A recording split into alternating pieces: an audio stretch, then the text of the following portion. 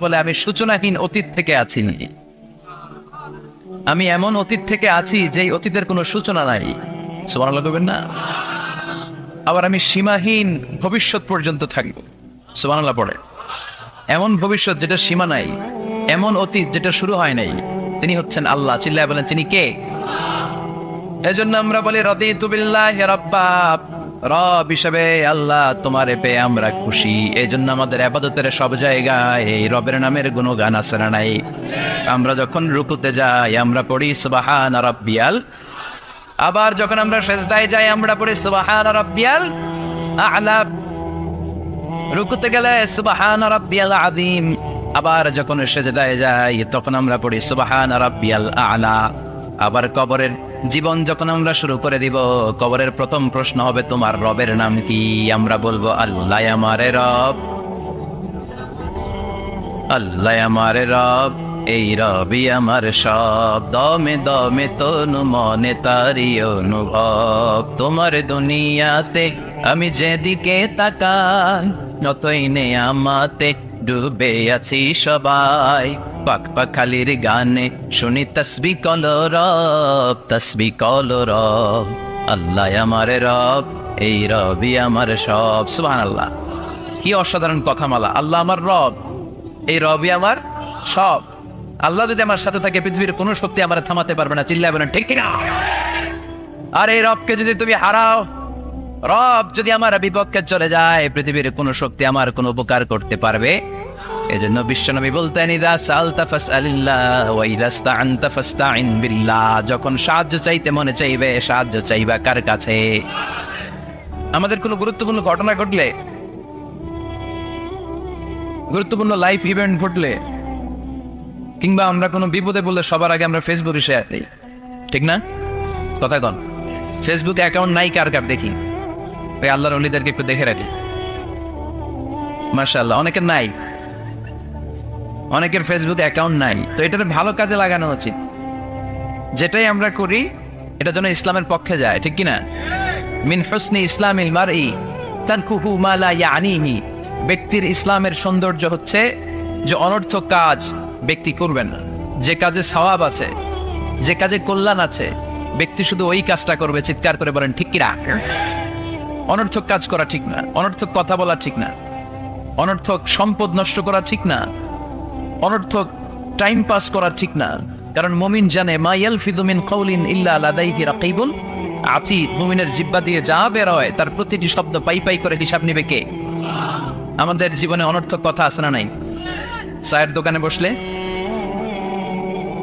নিমসারে আছে নাকি এগুলা? অপ্রয়োজনীয় আলাপ, নিজেরও কাজে লাগে না, ফ্যামিলিরও কাজে লাগে না, ইসলামেরও কাজে লাগে না, খালি খোসা খুঁজে ঠেলাঠেলি বাড়ায়। এরকম ডাকাত আছে না নাই? অপ্রয়োজনীয় কথা, অপ্রয়োজনীয় কাজও আছে না নাই এদেশে? দেদারসে মানুষ করে বেড়াচ্ছে অপ্রয়োজনীয় কাজ। হুজুরে পাইলে হাজার হাজার ছবি আছে না নাই? এটা অপ্রয়োজনীয় না? হজে গিয়েছিলাম এবার, কমসে কম 10,000 ছবি তুলছে আমার সাথে হাজিরা। অপ্রয়োজনীয়, প্রয়োজন নাই। এসেছে ইবাদত করতে, হুজুর একটা সেলফি। ইয়াং ছেলেপেলারা সেলফি তোলে বেশি। আর বুঝলাম না আঙ্গুল দুটার এরকম করে রাখ। আমি বললাম এটা কি? হুজুর ইটস গ্যাংনম স্টাইল। এটা কি? Gangnam style. এরকম বাঁকা করে থাকবে আর এরকম দুটা ছবি তোলে। তো এগুলো অনর্থক। মুমিন ওই কাজ করবে যে কাজটা constructive, fruitful for him, for his family and for the society. যেটা তার নিজের কাজে আসবে, যেটা তার ফ্যামিলির কাজে আসবে, যেটা সমাজের কাজে আসবে। এই কাজগুলো করার দরকার আছে না নাই? আমার দেশের যুবক ছেলেগুলো অপ্রয়োজনীয়, কোনো কারণ নাই এই সমস্ত কাজে ঝগড়া বিবাদে আলাপে লিপ্ত থাকার কারণে তাদের যে ইনোভেটিভ পাওয়ার আল্লাহ তাআলা দিয়েছেন এটাকে তারা কাজে লাগাতে পারে না। আমাদের দেশের যুবকদের কিন্তু অনেক ম্যারিট। তারা যখন পৃথিবীর বিভিন্ন দেশের ইউনিভার্সিটিগুলোতে পড়ে তারা র্যাঙ্কিং 1 নম্বরে আসে একেবারে। আমি যে ইউনিভার্সিটিতে পড়ি, ইন্টারন্যাশনাল ইসলামিক ইউনিভার্সিটি মালয়েশিয়া, ওখানে বাংলাদেশিদের ফলাফল রেজাল্ট সবচেয়ে ভালো। হার্ভার্ডে যান, ক্যামব্রিজে যান, অক্সফোর্ডে যান, যেখানেই যাবেন বাংলাদেশিদের ফলাফল অনেক ভালো। তো তারা সেখানে অপ্রয়োজনীয় কাজে তাদের সময়কে নষ্ট করে না। এজন্য যুবক ভাইয়েরা, তোমাদের আছে প্রাণ ঢালা উচ্ছ্বাস, অনেক শক্তি তোমাদের গায়ে। এখন তোমাদের রক্ত গরম, তোমাদের এই গরম রক্ত ইসলামের কল্যাণে কাজে লাগাইতে হবে। শুধু সেলফি তুইলা সময় নষ্ট করা যাবে না, চিল্লায় বলো ঠিক কিনা? কিছুদিন আগে আমি দেখলাম মানবতার দেয়াল। কিসের দেয়াল? কিছু ছেলে পেলে নিউ আইডিয়া বের করেছে যে এটার নাম মানবতার দেয়াল। খুব সম্ভবত মসজিদের এক ওয়ালের মধ্যে তারা লিখেছে মানবতার দেয়াল, আর কিছু হ্যাঙ্গার টানিয়ে রেখেছে, আর বলেছে যেটা অপ্রয়োজনীয় রেখে যান, আর যেটা আপনার লাগবে নিয়ে যান। এই যে শীত, প্রচন্ড শীতে অনেকের জ্যাকেট নাই, আমাদের কয়েকটা করে জ্যাকেট, জাম্পার, সোয়েটার, চাদর, মাফলার, অনেকের একটাও নাই, আছে না নাই? তারা দেয়ালের নাম দিয়েছে মানবতার দেয়াল। এখানে আপনার অতিরিক্ত পুরান জ্যাকেট থাকলে রেখে যান। তো অনেকে পুরান জ্যাকেট, মাফলার, চাদর ওখানে ঝুলিয়ে রেখে গিয়েছে। আবার লিখে দিয়েছে যার লাগবে তিনি নিয়ে যান। যার মাফলার নাই, যার জ্যাকেট নাই, চাদর নাই, তারা এসে নিয়ে যাচ্ছে। এটা একটা সুন্দর আইডিয়া না? তো চায়ের দোকানে এই ছেলেপেলেগুলো যদি মারামারি করতো, অপরাজনীতি করতো, গুতাগুতি করতো, কিলাকিলি করতো, তাহলে মাথা থেকে এই আইডিয়াগুলো বেরোতো? কথা বলেন। Human capacity is amazing. কি পরিমাণে আল্লাহ তাআলা যে আমাদেরকে ক্যাপাসিটি দিয়েছে, আমাদেরকে যে কত প্রিভিলেজ আল্লাহ তাআলা আমাদেরকে দিয়েছে আমরা জানিই না। আমরা আমাদের দেহে কত শক্তি, সম্ভাবনা নিয়ে যে ঘুরে বেড়াই আমরা অনুধাবন করি না। এজন্য সময়গুলোর কাজে লাগাও। কিন্তু আফসোসের সাথে লক্ষ্য করা যাচ্ছে যুবকদের চরিত্রকে ধ্বংস করে দেওয়ার জন্য যে কয়েকটা হাতিয়ার আছে সবগুলো বাংলাদেশে আছে না নাই? ইয়াবা আছে না নাই? ফেন্সিডিল আছে না নাই? হেরোইন আছে না নাই? মারিজুয়ানা আছে না নাই? এই ফেন্সিডিল, ইয়াবা আগে শুনতাম ইউনিভার্সিটির ছেলেরা খাইতো, এরপরে নাইমা আসলো কলেজে, এরপরে হাই স্কুলে, এখন প্রাইমারি ছেলেদের হাতে ওই ইয়াবা ঢুকছে। চিল্লা এখন ঠিক কিনা? দেশের যুব সমাজ আজকে কোথায়? পর্নোগ্রাফি, এক একটা মোবাইল, এক একটা হিন্দি সিনেমার কারখানা। ইন্ডিয়ান নায়িকাদের কোমর দোলানোর ডান্স আছে না নাই? স্মার্টফোন নিয়ে ছেলে স্মার্ট হয়, কিন্তু ইমান, আখলাক, চরিত্র সব শেষ। অপরাজনীতি, রাজনীতির নামে মন্দ, খারাপ, প্রতিহিংসামূলক ছাত্র রাজনীতি। নেতারা এই যুবক ছেলেদেরকে ইউজ করে, ওর বিরুদ্ধে ও মার, তুই ওরে মার, ওনারা থাকে অন্য জায়গায়, আছে না নাই? এভাবে আমাদের দেশের ছেলেদের চরিত্র, তাদের সম্ভাবনাকে আমরা নষ্ট করে দিচ্ছি। যুবক ভাইয়েরা, in the day of judgement, কিয়ামতের কঠিন ময়দানে আল্লাহ তাআলা 7 শ্রেণীর ব্যক্তিকে তার আরশের নিচে ছায়া দিবেন। এর মধ্যে এক শ্রেণী হচ্ছে তোমরা যারা যুবক, শাবুন নাশাআ ফি ইবাদাতিল্লাহ। ওই যুবক যারা তাদের যৌবনে, তাদের সময়টা, তাদের দিন, তাদের রাত তারা আল্লাহর ইবাদতে কাটিয়েছে। সুবহানাল্লাহ পড়েন। 7 শ্রেণীর মধ্যে 2টা শ্রেণী হলো যুবক। একটা হলো যৌবন সময়ে যারা আল্লাহর ইবাদতে রাত কাটায়, সময় কাটায়। আর দ্বিতীয় ওই যুবক, যে যুবককে কোনো নারী অন্যায় কাজের, অন্যায় প্রেম করার পরকীয়ার অফার দেয়, ওই অফারকে ক্যান্সেল করে ওই যুবক বলে ইন্নী আখাফুল্লাহ, আমি এই পরকীয়ার দিকে যেতে পারি না, কারণ আমার অন্তরে ভয় আছে একজনের, তিনি কে? যাদের হৃদয়ে আছে আল্লাহর ভয়, তারা কবু পথ ভুলে যায় না। আল্লাহর প্রেম ছাড়া এই দুনিয়া কারো কাছে কোনো কিছু চায় না। ঠিক না? রাতের আধারে যারা সেজদাতে রয়, দু চোখের স্রোতে নদী যেন বয়। আল্লাহু আকবার। তো তাহাজ্জুদ পড়বে কখন? ফজরে তো পড়তে পারে না, আছে না নাই? রাতের আধারে যারা সেজদাতে রয়, দু চোখের স্রোতে নদী যেন বয়। ছলনার হাতছানি যতই ডাকুক, পেছনে ফিরেও সে তাকায় না। যাদের হৃদয়ে আছে আল্লাহর ভয়, তারা কবু পথ ভুলে যায় না। আল্লাহর প্রেম ছাড়াই দুনিয়ায় কারো কাছে কোনো কিছু চায় না। চিল্লায় বলেন ঠিক কিনা? তার মানে প্রথম হচ্ছে এক যুবক, যেই যুবক তার যৌবন কালের সময়টা আল্লাহর ইবাদতে কাটায়। দ্বিতীয় হলো এমন যুবক পরকীয়ার অফার পেয়ে সে বলে আমি ভয় পাই একজনকে, তিনি কে? এজন্য যুবক, তোমার অন্তর আল্লাহর ভয় থাকতে হবে। তোমার সময়টা এমনি কাটানো যাবে না, ইবাদতে কাটাতে হবে। ঠিক কিনা? এজন্য আমরা নামাজের পরে বলি রাদিতু বিল্লাহি রাব্বা, আল্লাহকে রব হিসেবে পেয়ে আমরা খুশি। তারপরে বলি অবিল ইসলামি দীনা, ইসলামকেও দিন হিসেবে পেয়ে আমরা খুশি না বেজার? কথা কন, খুশি না? আপনি খুশি হইলে আপনার লাভ, খুশি না হইলে আপনার লস। ইসলামের বিজয়কে সমুন্নত করবে কে? ইসলামের পতাকা পত পত করে হোয়াইট হাউসের উপরও একদিন ঝুলবে। চিল্লায় বলেন ঠিক কিনা? আল্লাহ বলেন খবরদার, ফু দিয়ে ইসলামের বাতি তোরা নিভাতে পারবি না। ইউরিদুনা লিইউতফিউ নূরাল্লাহি বিআফওয়াহিহিম ওয়াল্লাহু মুতিম্মু নূরিহি ওয়ালাউ কারিহাল কাফিরুন। ইসলাম বিরোধীরা চায় মুখের ফুৎকারে ইসলামের বাতিকে নিভিয়ে দিতে। আল্লাহ বলে খবরদার, ষড়যন্ত্র করে লাভ নাই, ইসলামের বিজয় আমি নিশ্চিত করে দেব। স্যামুয়েল হ্যান্টিংটন একটা বই লিখেছে, দ্য ক্লাশেস অফ সিভিলাইজেশন। এই বইতে তিনি বলেছেন, এই যে সভ্যতার সংঘাত, এত সভ্যতা, চায়না সভ্যতা, আর্য সভ্যতা, বৈদিক সভ্যতা, সিন্ধু সভ্যতা, মহেঞ্জোদারো সভ্যতা, ইরাকীয় সভ্যতা, মিশরীয় সভ্যতা, একটার পর একটা সভ্যতা পৃথিবীতে এসেছে, একটার পর একটা সুপার পাওয়ার। এখন সুপার পাওয়ার হচ্ছে ইউনাইটেড স্টেটস অফ আমেরিকা, ধারণা করা হচ্ছে এরপরে চায়না হবে সুপার পাওয়ার, আবার অনেকে বলছে এরপরে ইন্ডিয়া হবে সুপার পাওয়ার। এভাবে একটার পর একটা সুপার পাওয়ার যাওয়ার পরে সর্বশেষ যে সুপার পাওয়ারটা পৃথিবীর বুকে মাথা উঁচু করে দাঁড়িয়ে থাকবে, সেটার নাম হচ্ছে ইসলাম। সেটার নাম কি? তার নমুনা গোটা বিশ্বব্যাপী আছে না নাই? ইসলামকে যত দমাইতে চায় এটা আরো উপরের দিকে ওঠে। সুবহানাল্লাহ কইবেন না? ইসলামের বৈশিষ্ট্য হচ্ছে চারা বীজের মতো। চারা বীজ তো আপনারা চিনবেন, নিমসালের মানুষ। বীজ, ইসলাম হচ্ছে বীজের মতো। ইসলামের শত্রুরা ইসলামকে মাটিতে গেড়ে দিতে চায়, কিন্তু ইসলাম হচ্ছে বীজের মতো, চারা বীজ। চারা বীজ মাটিতে গেড়ে দিলে কি হয়? কথা কর, আরো গজিয়ে ওঠে, মাটি ফেড়ে উপরের দিকে উঠে চিৎকার করে বলেন ঠিক কিনা? ইসলাম হচ্ছে টিউবের মতো। টিউব, পুকুরে যারা নতুন সাঁতার কাটতে যায়, ডুবে যাতে মারা না যায়, টিউব নিয়ে সাগরের মধ্যে নামে। এই টিউবকে যত আপনি পানির নিচে ডুবাতে চাইবেন, টিউব আর উপরের দিকে ভেসে ভেসে উঠে। সুবহানাল্লাহ পড়ে। ইসলামটা তো ওরা চিনে নাই। ইসলাম হচ্ছে চারা বীজের মতো। ইসলাম হচ্ছে টায়ারের টিউবের মতো। এটার যতই নিচের দিকে নামাইতে যায়, এটার বৈশিষ্ট্য হচ্ছে এটার ধাক্কা মারলে এটার উপরের দিকে ওঠে। সুবহানাল্লাহ কইবেন না? গোটা বিশ্বব্যাপী আজকে ইসলামের গণজোয়ার, হাজার হাজার লোক কালিমা পড়ে মুসলমান হচ্ছে।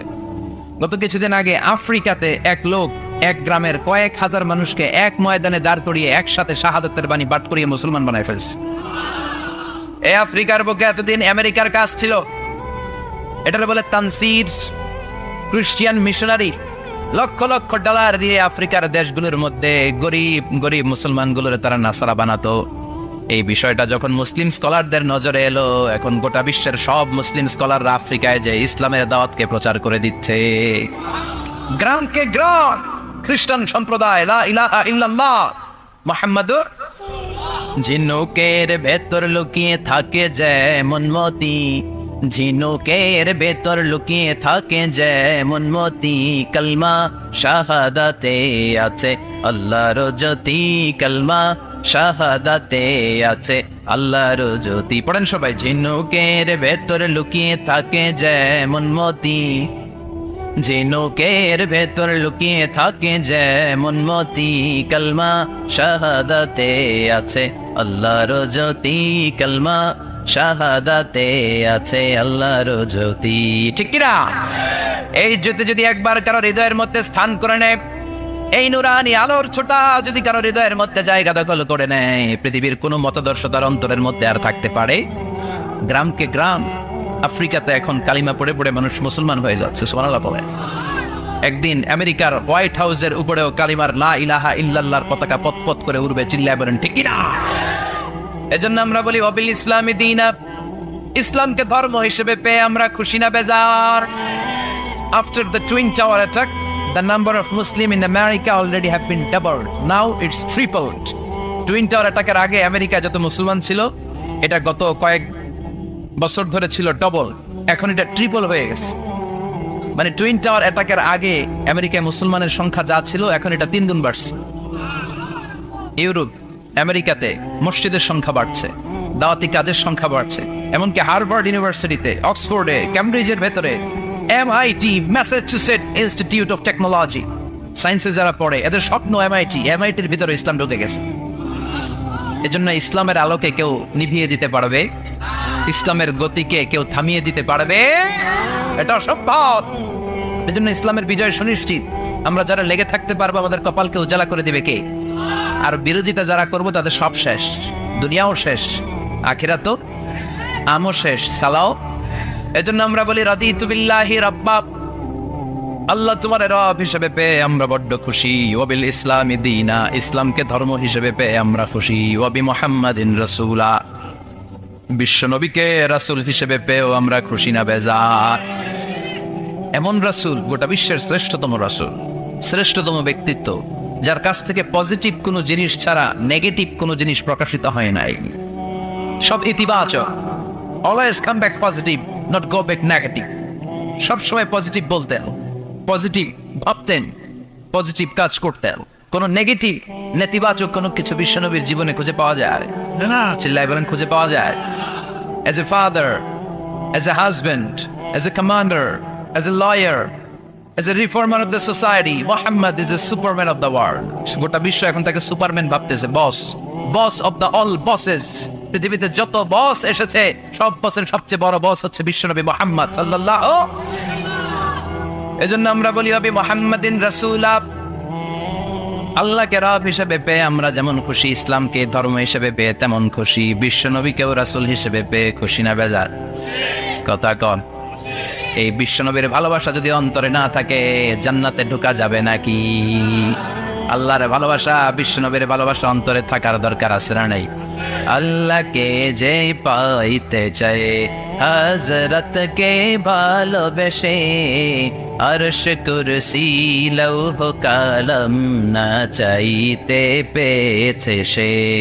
হযরতকে ভালোবেসে আরশ কুরসি লৌহ কলম না চাইতে পেয়েছে সে। চিল্লায় বলেন ঠিক কি না? নবীর ভালোবাসা অন্তরে থাকতে হবে। তাহলে তিনটা জিনিসের ঘোষণা আমরা দেই নামাজের পর। আল্লাহকে রব হিসেবে পেয়ে আমরা খুশি, ইসলামকে ধর্ম হিসেবে পেয়ে খুশি, বিশ্বনবীকে রাসূল হিসেবে পেয়ে খুশি, আবার এই কিতাবটারে সংবিধান হিসেবে পেয়ে আমরা খুশি না বেজার? এটার আলোকে আমাদের সমাজ প্রতিষ্ঠিত হোক, মদিনার সমাজ হোক, সোনালী সমাজ হোক, আলোকিত সমাজ হোক, আমরা চাই কি চাই না? এই কোরআনের আইন দিয়ে আমার দেশ চলুক, আমরা চাই কি চাই না? এই কোরআনে ধর্ষকদের বিচার আছে না নাই? অবিবাহিত ধর্ষক হলে 100 ব্যাট, আর যদি বিবাহিত ধর্ষক হয় ডেথ পেনাল্টি। সৌদিতে করে হেড অফ মাথাটাকে নুইয়ে তলোয়ার দিয়ে এক কোপ মেরে গর্দানটা আলাদা করে দেয়, ঠিক কি না? অনেক দেশে ডেথ পেনাল্টি করে, হ্যাঙ্গিং এর মাধ্যমে, ফাঁসির মাধ্যমে।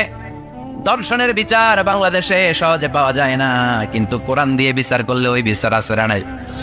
নোয়াখালীর এক বোনকে দর্শন করা হয়েছে, ওটা বাংলার জামিনে এই নিউজটা আছে না নাই?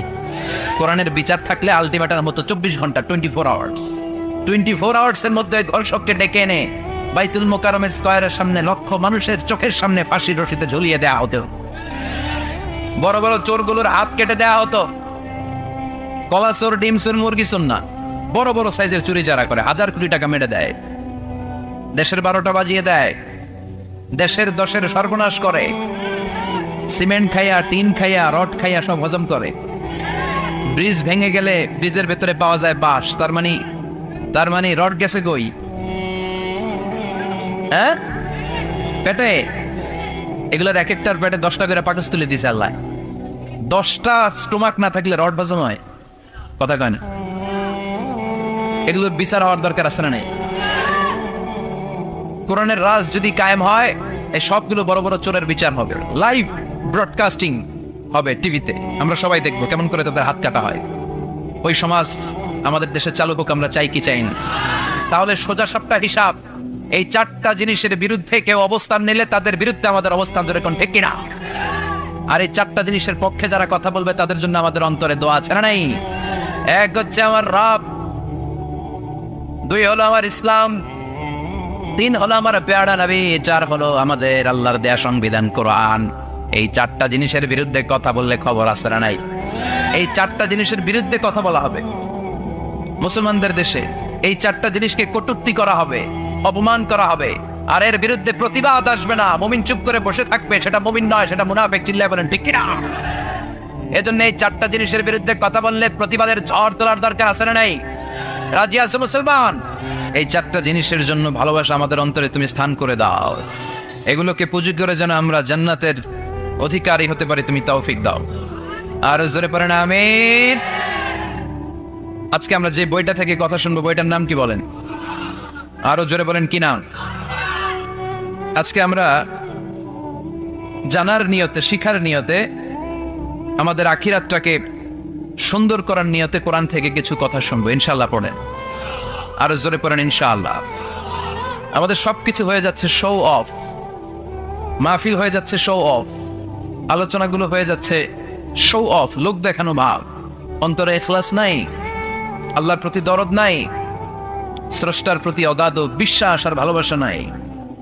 আমাদের ডে টু ডে লাইফের চিত্র যদি আমরা খেয়াল করি তাহলে দেখবো our spirituality is going down, our লিল্লাহিয়াত ইখলাস ইজ গোয়িং ডাউন। আমাদের ইখলাস যাচ্ছে নিচের দিকে, মানে কমছে, ডিক্রিজিং ডে আফটার ডে। কিন্তু our greed, our jealousy, our arrogance, আমাদের অহংকার, আমাদের ক্ষমতার প্রতি লোভ, আমাদের হিংসা, এগুলো দিন দিন উপরের দিকে যাচ্ছে। চিল্লা এখন ঠিক কিনা? এই তাফসীর মাহফিলগুলোর মূল উদ্দেশ্য হচ্ছে আমাদেরকে রাইট ট্র্যাকে নিয়ে আসা। We should come back to the right track. Train যদি লাইনচ্যুত হয়, অ্যাক্সিডেন্টের সম্ভাবনা আছে না নাই? লাইনচ্যুত হয়ে গেলে রেল কর্তৃপক্ষ এটাকে এসে আবার লাইনে তুলে দেয়, ঠিক কিনা? আমরা শয়তানের ওয়াসওয়াসাতে প্রায় লাইনচ্যুত হয়ে যায়। এই তাফসীর মাহফিলগুলোর উদ্দেশ্য হচ্ছে আমাদেরকে আবার লাইনে তুলে দেয়া। আলহামদুলিল্লাহ কন। এই জন্য সময় নষ্ট করে, যে সময় ব্যয় করে যে আমরা এসেছি, আসলে আমরা শুরুতেই নিয়তটাকে খালেস করে নেই, যে আজকে আমরা যা শুনবো আমলের নিয়তে শুনবো, ইখলাসের সাথে শুনবো, নিজেকে পরিবর্তন করার জন্য শুনবো, আমার আখিরাতটাকে, আমার জান্নাতটাকে সুন্দর করার জন্য শুনবো। আসলে আমরা সরাসরি কোরআন থেকে শুনি, কেননা কোরআন থেকে কথা শুনলেই বরকত। কোরআন থেকে কথা শুনলে জীবন আলোকিত হয়। জীবনটা আলোকিত করে দেয় কে? কারণ সব সমস্যার সমাধান দিতে পারে। সমাধান চাও যদি জীবনে মরণে, ফিরে যাও খুঁজে নাও, চোখ রাখো কোরআনে। চোখ রাখবেন কোথায়? না টিভির পর্দায়? কোথায়? সমাধান চাও যদি জীবনে মরণে, ফিরে যাও খুঁজে নাও, চোখ রাখো কোরআনে। If you want the solution this dunya and akhira, go back, have a look to the holy Quran. Subhanallah পড়েন। সমাধান চান তো go back, sit down and have a look to the Quran. আপনার জীবনের সব সমস্যার সমাধান কোরআনের ভেতরে আছে না নাই? সেই কোরআন থেকে আমরা কথা শুনবো। আমি আমার খুতবার শুরুতে সূরাতু আল কারিয়ার প্রথম 3টি আয়াত তেলাওয়াত করেছি। এই সূরার ভেতরে আল্লাহ তাআলা কিয়ামতের নকশা এঁকে দিয়েছেন, কিয়ামতের প্রামাণ্য বর্ণনা দিয়েছেন। কিয়ামত যে একদিন হবে, এই পৃথিবী যে ধ্বংস হয়ে যাবে, এটার ব্যাপারে সবার অগাধ বিশ্বাস আছে তো? না সন্দেহ লাগে? সন্দেহ আছে কারো? এই পৃথিবী একদিন থাকবে না, ভেঙে চুরমার হয়ে যাবে, খান খান হয়ে যাবে, সব মেসাকার হয়ে যাবে। আমি থাকবো না, আপনি থাকবেন না, আমরা কেউই থাকবো না। থাকবে একজন, তিনি কে? এটার নাম কিয়ামত, যেটার ব্যাপারে বিশ্বাস না থাকলে ইমানের ঘাটতি চলে আসবে, ঠিক কিনা? তো সেই কিয়ামতের দিনটা কেমন হবে, কিয়ামতের দৃশ্যটা কিরকম হবে, এর নকশা খুব সংক্ষিপ্ত পরিসরে মাত্র 11টা আয়াতে আল্লাহ তুলে ধরেছেন। আপনি মনোযোগ দিয়ে কানগুলো খরগোশের মতো খাড়া করে যদি কথাগুলো শুনেন, আপনার মনে হবে আপনি এখানে বসে কিয়ামত চোখে লাইভ দেখতেছেন, লাইভ। আল্লাহ এমন ভাবে বলেছে, সুবহানাল্লাহ পড়েন। তা আসুন আমরা সরাসরি কিয়ামতকে দেখে আসি। আসলে কিয়ামতটা কেমন বর্ণনা করছেন কে? আল্লাহ। সূরার নাম হচ্ছে সূরাতুল কারিয়া। কি নাম? আওয়াজ করে উত্তর দিতে হবে। সূরার নাম আল কারিয়া। চিৎকার মেরে বলেন, সূরার নাম কি? আল কারিয়া। এটা মাক্কি সূরা। কি সূরা? বিশ্বনবীর জীবনের 2টা পর্ব, একটা মাক্কি পর্ব আর একটা মাদানী পর্ব। এটা মাদানী পর্বে নাজিল হয়নি, এটা নাজিল হয়েছে মাক্কি পর্বে। এই সূরার আয়াত সংখ্যা 11। এটা কোরআনের 101 নম্বর সূরা। এটা আল কোরআন আল কারীমের 30তম পারায় অবস্থিত একটা সূরা। আমাদের অনেকেরই মাশাআল্লাহ মুখস্থ আছে না? ইমাম সাহেব নামাজে প্রায় পড়ে, অনেকেরই মুখস্থ। শুনতে শুনতে কবে যে মুখস্থ হয়েছে আমাদের নিজেরাও জানি না। সুবহানাল্লাহ পড়ে। কোরআনের ভেতরে খালি বরকত, এটার সাথে লাগলেই বরকত, মসজিদে গেলেই বরকত।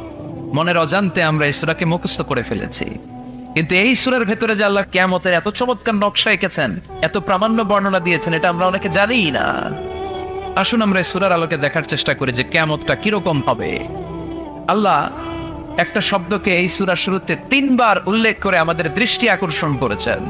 Allah tried to draw our attention by mentioning 3 times a word and that is al-qari'ah. আল-কারিয়া শব্দটাকে তিনি 3 বার উল্লেখ করে আমাদের দৃষ্টি আকর্ষণ করেছেন। একটা শব্দ 3 বার বললে মানুষের দৃষ্টি আকর্ষিত হয় না? যেহেতু এটা আরব দেশে নাজিল হয়েছে, আবার মক্কায়, মক্কার লোকেরা আরবি বুঝে, তাদেরকে প্রথম বলা হলো আল-কারিয়া, তারা ফিরে তাকালো কি আল-কারিয়া, আবার বলা হলো মাল-কারিয়া, কি মাল-কারিয়া, আবার বলা হলো ওমা আদরাকা মাল-কারিয়া, আবার তারা ফিরে তাকালো। দৃষ্টি আকর্ষণের জন্য আল্লাহ তাআলা 3 বার এই শব্দটা বলেছেন। এজন্য এই শব্দের একটা সিগনিফিকেন্স, একটা গুরুত্ব, অর্থবহ একটা মানদণ্ড আছে না নাই? আল-কারিয়া শব্দের অর্থ হচ্ছে বিকট আওয়াজ। আল-কারিয়া মানে কি? কথা বলেন, আরো জোরে বলেন। বিকট আওয়াজ। এই বিকট আওয়াজটা তৈরি করার জন্য আল্লাহ তাআলা একজন ফেরেশতা তৈরি করেছেন, যার নাম হচ্ছে ইসরাফিল। নাম কি? আমাদের মধ্যে অনেকের নাম কিন্তু আমরা ইসরাফিল রাখি, তাই না? ইসরাফিল আছে না নাই? আজরাইল কিন্তু রাখে না, কে ডরে? কেন রাখে না? ভয় পায়। কিন্তু ইসরাফিল আছে, আমার পরিচিত অনেকে আছে ইসরাফিল। তো এই ফেরেশতার পা হচ্ছে জমিনের নিচে, মাথা হচ্ছে আকাশের উপরে। এই ফেরেশতার কাজ হচ্ছে ওই বিকট শব্দ তৈরি করা। উনি একটা সাইরেনের মধ্যে ফু দিবেন, হুইসেল দিবেন, ট্রাম্পেট, ওই ট্রাম্পিটে, ওই সাইরেনে, ওই হুইসেলে ফু দিলেই শুরু হয়ে যাবে আল-কারিয়া মাল ওমা আদরাকা মাল। এই ফেরেশতার দায়িত্বই হচ্ছে ওই বাঁশির মধ্যে ফু দেয়া, হুইসেল, সাইরেন, ট্রাম্পিট। আরবিতে এটাকে বলা হয় আসুর। ইদা নুফিখা ফিস সূরি নাফখা ওয়াহিদা, যখন তিনি ওই সিংহে একটা ফু দিবেন সব লন্ডভন্ড হয়ে যাবে, কিচ্ছু খুঁজে পাওয়া যাবে না। আল্লাহ ওনাকে তৈরি করেছেন শুধু এই হুইসেলের মধ্যে, বাঁশির মধ্যে 3টা ফু দেওয়ার জন্য। কয়টা? উনি সৃষ্টির শুরু থেকেই এই বাঁশিটাকে 2 ঠোঁটের মাঝখানে রেখে আল্লাহর আরশের দিকে তাকিয়ে আছে, and just waiting for the green signal. আল্লাহর পক্ষ থেকে সবুজ সংকেতের অপেক্ষায়। যখনই আল্লাহর অর্ডার করবে তখনই শুরু হয়ে যাবে আল-কারিয়া মাল ওমা আদরাকা মাল। সৃষ্টির শুরু থেকেই ইসরাফিল ফেরেশতা বিশাল সিংহাটাকে 2 ঠোঁটের মাঝখানে করে আরশের দিকে তাকিয়ে আছে, কখন আল্লাহ অর্ডার দিবে। অর্ডার দিতে দেরি, ফুৎকার দিতে দেরি নাই, ঠিক কিনা? বিকট আওয়াজ, গগন বিদারী শব্দ, প্রচন্ড একটা সাউন্ড, জাইগান্টিক সাউন্ড, যে আওয়াজ, যে শব্দ কেউ শুনে নাই। এজন্য আল্লাহ বললেন আল-কারিআতু মাল-কারিআতু ওয়া মা আদরাকা মাল-কারিয়া। সে আওয়াজটা ভয়ঙ্কর আওয়াজ।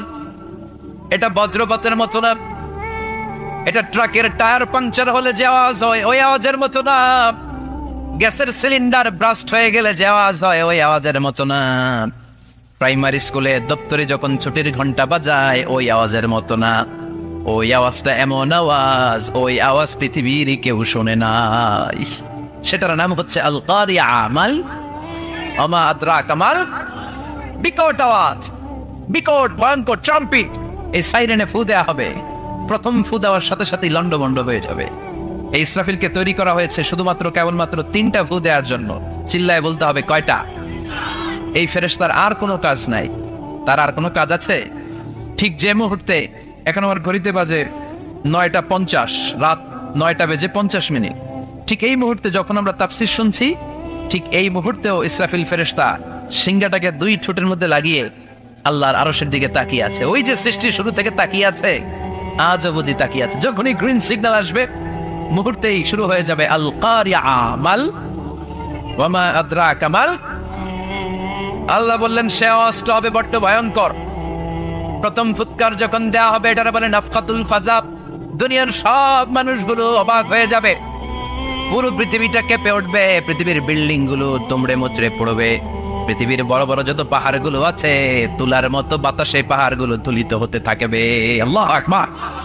আল্লাহ বললেন ইয়াউমা ইয়াকুনুন নাসু কাল ফারাশিল মাবথুস ওয়া তাকুনুল জিবালু কাল আহনিল মানফুশ। সেদিন মানুষগুলো বিক্ষিপ্ত পতঙ্গের মতো নিক্ষিপ্ত হবে যখন আল-কারিয়া এই বিকট আওয়াজটা হবে। শুনতেছেন? মনোযোগ আছে? কথা বুঝতে সমস্যা হচ্ছে না তো? 3টা ফুৎকার। কয়টা? প্রথম ফুৎকার দেওয়ার সাথে সাথে মানুষগুলো বিক্ষিপ্ত পতঙ্গের মতো নিক্ষিপ্ত হবে। এই যে আরামসে বসে আছি, তখন আর বসে থাকা যাবে না, কে ধাক্কা খেয়ে কই চলে যাব টেরই পাওয়া যাবে না। আমরা এই যে বসে আছি এর কারণ হচ্ছে গ্র্যাভিটেশনাল একটা ল আছে, পাওয়ার। এটার বাংলায় বলে মাধ্যাকর্ষণ শক্তি। কি শক্তি? কথা বলেন, কি আবিষ্কার করছে এটা? হ্যাঁ, কে? বিজ্ঞানী নিউটন, আইজাক নিউটন আবিষ্কার করেছে। আপেলকে সে নিচে পড়তে দেখে গবেষণা করে পেয়েছে গ্র্যাভিটেশনাল পাওয়ার। ওইটা থাকার কারণে পৃথিবীর সেন্টার সবকিছুকে নিচের দিকে টানে, নিজের দিকে টানে, ফলে আমরা বসে আছি। কিন্তু এই মাধ্যাকর্ষণ শক্তির বাইরে যদি আমরা আকাশে উঠে যাই, আর কিন্তু কোনো টানাটানি নাই, আপনি শূন্যে ভেসে থাকবেন। নভোচারীরা মহাশূন্যে যে ভেসে থাকে, কিয়ামতের এই ধাক্কার ভাইব্রেশন যখন শুরু হয়ে যাবে, পুরো পৃথিবীটা মুহূর্তের মধ্যে কেঁপে উঠবে। এমন কম্পন, এমন আওয়াজ পৃথিবীবাসী এর আগে আর শোনে নাই।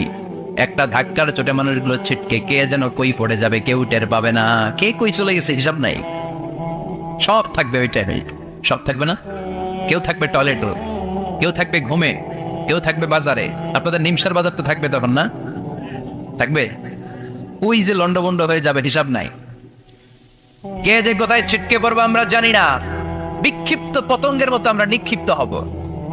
শীতকালে আমার দেশের ছেলেরা রাত্রেবেলা ব্যাডমিন্টন খেলে, র্যাকেট খেলে না?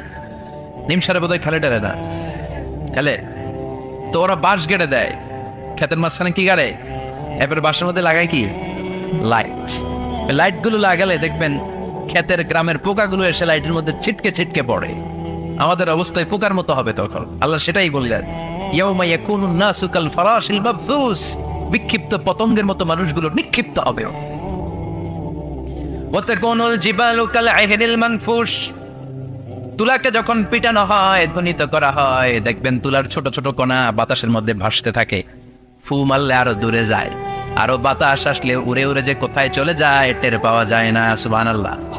বিশাল বিশাল পাহাড়গুলো এরকম ধ্বনিত তুলার মতো সামনে উঠতে থাকবে, একটা পাহাড়ও টিকবে না। বাংলাদেশের সবচেয়ে বড় পাহাড়ের নাম কি জানেন? তাজিংডং পর্বত। কিন্তু সবচেয়ে বড় পাহাড় হচ্ছে গারো পাহাড়, ময়মনসিংহের। ওটা থাকবে কিয়ামতের দিন।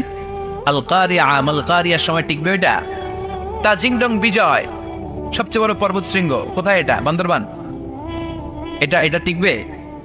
কেউকারাডাং একটা আছে না, চিম্বুক আছে না, টিকবে?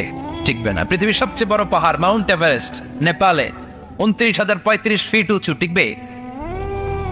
ইউরোপের সবচেয়ে বড় পাহাড় আল্পস পর্বতমালা, টিকবে না। আমেরিকার সবচেয়ে বড় পাহাড় আলাস্কা পর্বতমালা, টিকবে না। আরব বিশ্বে বিশাল একটা মাউন্টেন রেঞ্জ আছে, ওইটার নাম তুর পাহাড়, ওইটাও টিকবে না। একটা পাহাড়ও থাকবে না। পাহাড়গুলো ভেঙে দুমড়ে মুচড়ে তুলার মতো ধ্বনিত হতে থাকবে। চিৎকার করে পড়েন আল্লাহু আকবার। এই যে 5 তলা, 7 তলা, 10 তলা দাদারসে টাওয়ার উঠতে শুরু করেছে, বিল্ডিং বাড়তে শুরু করেছে। কিয়ামত যখন শুরু হবে, আল কারিয়া যখন শুরু হয়ে যাবে, রব্বুল আলামিন পুরো পৃথিবীটারে ধরে একটা ঝাঁকুনি মারবে। ওই ঝাঁকুনির চুটে 8 তলা 10 তলা বিল্ডিং গুলো টিকবে নাকি? 30 তলা 50 তলা হলে তো আর ভাঙবে না। বুর্জ আল খলিফা ভাঙবে না। দুবাইয়ের বুর্জ আল খলিফা সবচেয়ে উঁচু টাওয়ার এটা। কিংডম টাওয়ার, এটা নাকি আরো উঁচু হবে, 1000 মিটার উঁচু হবে। তাইপেডান 101, মালয়েশিয়ার Petronas twin tower, Shanghai tower, কাবা ঘরের পাশে বুর্জ আল খলিফা, যেটা সবাই বলে জমজম টাওয়ার, টিকবে? কথা বলেন, টিকবে? আল্লাহ বললেন, ইদা জুলজিলাতিল আরদু জিলজালাহা ওয়া আখরাজাতিল আরদু আসকালাহা ইদা রুজ্জাতিল আরদু রাজ্জান ওয়া বুসসাতিল জিবালু বাসসা। সেদিন পৃথিবীটারে কাঁপিয়ে দেয়া হবে, পুরো পৃথিবী নড়ে চড়ে উঠবে, টাওয়ারগুলো ভেঙে খান খান, পাহাড়গুলো ভেঙে দুমড়ে মুচড়ে যাবে, মানুষগুলো বিক্ষিপ্ত পতঙ্গের মতো নিক্ষিপ্ত হবে। সাগরের পানির মাঝখানে দাউ দাউ দাউ দাউ দাউ দাউ করে আগুন জ্বলতে শুরু করে দিবে। আল্লাহু আকবার। নকশাকে দিছেন আল্লাহ, নকশাকে দিছে না? সুবহানাল্লাহ পড়েন। আবার আল্লাহ বললেন, ফাইদা বারিকাল বাসার ওয়া খাসাফাল কমার ওয়া জুমিআশ শামসু ওয়াল কমার ইয়াকুলুল ইনসানু আইনাল মাফার। সেদিন মানুষের চোখ হবে ছানা বড়া, চন্দ্র সূর্যে কোনো আলো থাকবে না, মানুষগুলো দিক বিদিক পাগলের মতো দৌড়াবে। সবার মুখে এক কথা, পালাবো কই? পালানোর জায়গা আছে? নাকি শুধু বাংলাদেশের এই সাইডটাতেই কিয়ামত হবে, সৌদিতে আর হবে না? হ্যাঁ, আমেরিকায় আমেরিকায় কেমন হবে? ওদের তো ডোনাল্ড ট্রাম্প থাকে। হ্যাঁ, আমেরিকাতেও হবে, জাপানে হবে, ইন্ডিয়াতে হবে, গোটা বিশ্বে একসাথে কাপাকাপি আর এই ধ্বংসলীলা শুরু হয়ে যাবে। চিৎকার করে বলেন ঠিক কিনা? আল্লাহ বলেন ইয়াউমা নাতউইস সামা কাতাইয়িস সিজিল্লিল কুতুব, আকাশ আর আকাশ থাকবে না। কাগজ যেমনি আমরা এরকম ফোল্ড করে ফেলি, ভাঁজ করে ফেলি, মন চাইলে কাগজকে যেমনি আমরা এরকম হাতের মধ্যে গুটিয়ে নেই, সেদিন আকাশটারে হাতের মধ্যে গুটিয়ে নিবে কে? মানুষগুলো পাগলের মতো দৌড়াবে। কেউ থাকবে টয়লেটে, কেউ হসপিটালে, কেউ মাজারে, কেউ বাজারে, যে যেখানে থাক, শুরু হয়ে যাবে কিয়ামতের এই ভয়াবহ দৃশ্য। দুধের বাচ্চাকে রেখে দিয়ে মা দৌড়ে পালাবে। দুধের বাচ্চা রেখে মা কোথাও যায়? কলিজার টুকরা এটা, দুধের বাচ্চা, এটা তো ফেলে মা কোথাও যায় না। কিন্তু কিয়ামতের এই ঝাঁকুনির দৃশ্য দেখে আল কারিয়া মাল ওমা আদরাকা মাল, এই দৃশ্য দেখে দুধের বাচ্চারে রেখে মা দিবে দৌড়। অনেক গর্ভবতী মহিলা থাকবে এই কিয়ামতের সময়, যাদের পেটের ভেতরে 2 মাসের বাচ্চা, 3 মাসের বাচ্চা, অপরিপক্ক অপরিণত, বাচ্চাটা এখনো বড় হয় নাই, কোনো বাচ্চার হাত পা এখনো হয় নাই। কিয়ামতের এই ভয়ঙ্কর দৃশ্যটা দেখে জায়গার মধ্যে 3 মাসের অপরিণত বাচ্চাটা ডেলিভারি হয়ে যাবে। আল কারিয়া মাল কারিয়া ওমা আদরাকা মাল। পৃথিবীর যখন এরকম দৃশ্য, আল্লাহ তাআলা ইসরাফিলকে বলবেন, ইসরাফিল তোর তো 3টা ফুৎকার দেওয়ার দায়িত্ব ছিল, দিয়েছে কয়টা? চিল্লায় বলেন কয়টা? এবার আল্লাহ বলবেন এবার দ্বিতীয় ফুৎকার দেয়া। কয় নাম্বার ফু দিবে? ওই ফু দেওয়ার সাথে সাথে ইসরাফিল প্রথম ফুৎকার দিয়ে জায়গা মতো এরকমই দাঁড়ায় থাকবে। আবার যখন গ্রিন সিগন্যাল পাবে মুহূর্তের মধ্যে আরেকটা ফু দিয়ে দিবে। ফু দেওয়ার সাথে সাথে পৃথিবীর সব মানুষগুলো মরে শেষ। কেউ থাকবে? থাকতে পারবো আমরা? থাকার জন্য আসছি। একদিন মাটির ভেতরে হবে ঘরে মন আমার, কেন বান্ধ দালান ঘর, প্রাণ পাখি উড়ে যাবে পিঞ্জর ছেড়ে, ধরা ধামে সবই রবে তুমি যাবে চলে, বন্ধু বান্ধব যত মাতা পিতা দ্বারা সুত সবই হবে তোমার পরে মন আমার, কেন বান্ধ দালান ঘর, একদিন মাটির ভেতরে হবে ঘরে মন আমার, কেন বান্ধ দালান ঘর। ঠিক কিনা? এই গানের কথামালাটা খুব সুন্দর না? আখিরাতের রিমাইন্ডার আমাদেরকে দেয়। এই যে দুনিয়া দুনিয়া, টাকা পয়সা আরো লাগবে, আরো কামাবো, এটাতে আমার হবে না, আরো চাই আরো চাই। এই প্রতিযোগিতা, এই কম্পিটিশন, ওর 5 তলা আমার লাগবে 7 তলা, ওর আছে 20 লাখ আমার লাগবে 30 লাখ। প্রতিযোগিতা আছে না নাই? এগুলো আমাদেরকে পাগল বানিয়ে দিয়েছে, মহাচ্ছন্ন করে ফেলেছে। পৃথিবীটা আসলে একটা মরিচিকা, ধোঁকা, লোভ লালসা, আজ আছে কাল নাই। 2 নম্বর ফুৎকার দেওয়ার সাথে সাথে পৃথিবীর সব শেষ। মালাকুল মাউত পৃথিবীর সব মানুষের রূহ কবজ করবে। আল্লাহ বলবেন মালাকুল মাউত আখবিরনি মাইয়া বাকা, আমাকে বল আর কে আছে। মালাকুল মাউত বলবে পৃথিবীর সব মানুষের রূহ কবজ করে শেষ, কেউ নাই। মানুষবিহীন পৃথিবী, মানুষের কোলাহলে পৃথিবীটা মুখরিত থাকতো এতদিন। গোটা পৃথিবী ব্যাপী মানুষের কোলাহল, ওই যে সাইয়েদনা আদম থেকে শুরু হয়েছে, আর থামে নাই। মানুষ আর মানুষ, মানুষ আর মানুষ, মানুষ আর মানুষ, সব মানুষ শেষ। আল্লাহ আশরাফুল মাখলুকাত একটারেও রাখি নাই, সব শেষ। শুধু আছে জিন জাতি। আল্লাহ বলবেন যাও এবার জিন জাতি ধরো, জিনদের রূহ কবজ করো। মালাকুল মাউত কিন্তু জিনদের রূহ কবজ করে। ওমা খালাকতুল জিন্না ওয়াল ইনসা ইল্লা লিয়াবুদুন। জিন জাতি আর মানব জাতি, এই 2 জাতিকে আল্লাহ তাআলা তৈরি করেছে কার ইবাদতের জন্য। আমরা যেমনি নামাজ পড়ি, জিনেরাও নামাজ পড়ে। আমরা যেমনি রমাদানের রোজা রাখি, জিনেরাও রমাদানের ফরজ রোজা রাখতে হয়। আমরা যেমনি হজ করি, জিনেরাও হজ করে। আমরা যেমনি আরাফার দিনে কাঁদতে কাঁদতে আল্লাহর কাছে দোয়া করি, আল্লাহ বাইক করে, জিনেরাও পড়ে। আমরা দেখি না, এদের দেখা যায়? দেখা যায় না। জিসমুন নারিয়্য, আগুনের তৈরি ওদের দেহ। ইয়াতাশাক্কালু বিআশকালিন মুখতালিফা, বিভিন্ন কালার ধারণ করতে পারে, বিভিন্ন রং ধারণ করতে পারে। জিনের সংজ্ঞা হচ্ছে জিসমুন নারিয়ুন ইয়াতাশাক্কালু বিআশকালিন মুখতালিফা, আগুনের তৈরি এক সৃষ্টি, বিভিন্ন সূরাত তারা নিতে পারে, মানুষের সূরাত নিতে পারে, প্রাণীর সূরাত নিতে পারে, ঠিক কি না? মালাকুল মাউত জিন জাতি হত্যা করতে শুরু করবেন, রূহ কবজ করবেন, করতে করতে সব শেষ। খারাপ জিনদের সর্দার হলো ইবলিস। সব জিনদেরকে মারতে যত কষ্ট দেয়া হয়েছে, সবচেয়ে বেশি কষ্ট দিয়ে ইবলিসের রূহ কবজ করে ফেলা হবে। ইবলিস আর নাই, মানুষও নাই, জিনও নাই, পশু পাখি কিচ্ছু নাই। আল্লাহ বলবেন, ইয়া মালাকুল মাউত আখবিরনি মাইয়াবকা, অনেক দায়িত্ব পালন করেছিস তুই, মানুষ মারলি, জিন মারলি, মৎস্যকুল মারলি, পাখি মারলি, সব মারলি, এবার আর কে বেঁচে আছে বল। মালাকুল মউত বলবে, আল্লাহ আর কেউ নাই, খালি ফেরেশতারা আছে। কারা আছে? মালাইকা। আল্লাহ বলবে, যা এবার ফেরেশতাদের গোষ্ঠী শেষ কর। মালাকুল মউত একটার পর একটা ফেরেশতার রূহ কবজ করবে, একটার পর একটা, একটার পর একটা, করতে করতে সব ফেরেশতাদের সংজ্ঞা হচ্ছে জিসমুন নূরিয়ুন ইয়াতাশাক্কালু বিআশকালিন মুখতালিফা, আলোর তৈরি, নূরের তৈরি একটা দেহ, চাইলে বিভিন্ন সূরাত ধারণ করতে পারে। জিন আর ফেরেশতার পার্থক্য বুঝেছেন? জিন কিসের তৈরি? আগুন, জিসমুন নারিয়ুন, আর ফেরেশতা হচ্ছে জিসমুন নূরিয়ুন, নূর দিয়ে তৈরি। একের পর এক ফেরেশতা সবার করা হবে। এবার আল্লাহ বলবেন, ইয়া মালাকাল মাউত আখবিরনি মাইয়াবকা, আর কে কে বেঁচে আছে বল। মালাকুল মউত বলবে, মাবুদ কেউ নাই, মানুষ নাই, জিন নাই, ফেরেশতাও নাই, শুধু আমার 3 জন কলিগ বাকি। কয়জন? জোরে বলেন, কয়জন? জিব্রাইল বাকি, ইসরাফিল বাকি, মিকাইল আর আমি। আল্লাহ বলবে, মিকাইলের রূহ কবজ করে নিয়ে আয়। যে মিকাইল আমার আদেশে পৃথিবীতে বৃষ্টি ঝরাতো, আমার আদেশে ক্ষেত খামারে ফসলের ব্যবস্থা করে দিত, আমার আদেশে মানুষের রিজিকের হিসাব রাখতো। এই মিকাইলের রূহ কবজ করে নিয়ে আয়। 1 নম্বর কলিগ শেষ। কলিগ বুঝেন তো? সহকর্মী। কলিগ মানে কি? সহকর্মী। 1 নম্বর কলিগ নাই। আল্লাহ বলবে, যা এবার ইসরাফিলের রূহ কবজ কর। ইসরাফিল ফেরেশতা তখনও আল্লাহর আরশের দিকে ঠোঁটের মাঝখানে বিশাল সিংহটা নিয়ে তাকিয়ে আছে। ওই মুহূর্তে মালাকুল মাউত যে সালাম দিয়ে রূহটা কবজ করে ফেলবে। ইসরাফিলও নাই, ইসরাফিলও নাই।